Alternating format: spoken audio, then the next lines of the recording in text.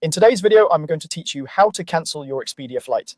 If your plans have changed, this walkthrough will show you exactly where to click, what to look for, and how to confirm the cancellation so you know what to expect with refunds or credits. First, open your web browser and go to expedia.com. For the smoothest experience, sign in to the account you used to book the flight. If you booked as a guest, have your itinerary number and the traveler's last name ready so you can pull up the trip. It also helps to skim your fare rules before you proceed. Some tickets are fully refundable, while others return a flight credit. Many bookings can be cancelled within 24 hours of purchase, but rules vary by airline and fare type.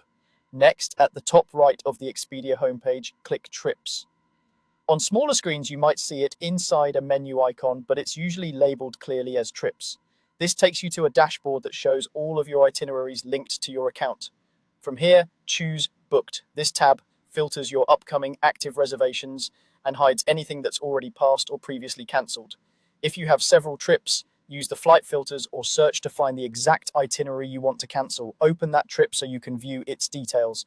Now select the flight and cancel it. Look for a button or link that says cancel flight or manage reservation. After you click it, Expedia will display the cancellation terms and any fees, plus whether you'll get money back to your original payment method or receive a travel credit with an expiration date.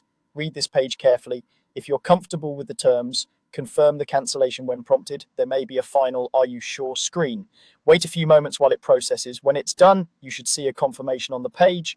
Keep an eye on your email for a cancellation confirmation and save it for your records. Refunds typically go back to the original payment method. Credits will appear in your account along with instructions on how to use them.